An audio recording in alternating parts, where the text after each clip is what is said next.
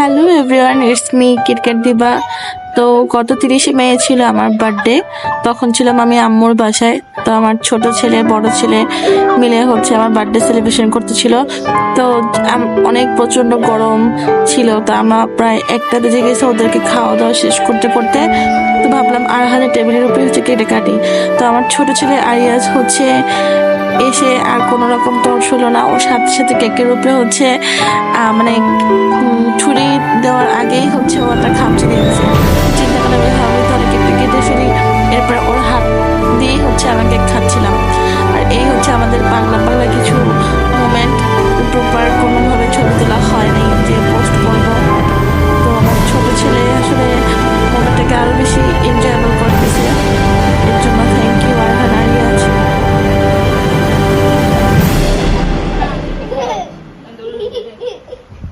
এই যে ও পুরো একটা মানে বাঘের থাবার মতো কেকের উপরে হাত বসাই দিছে।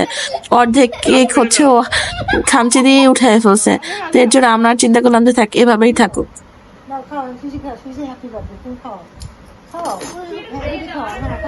মানে প্রপার কোনো ওয়ে হয় নাই, বাট যতটুকু হয়েছে আলহামদুলিল্লাহ, আই এম ব্লেসিং।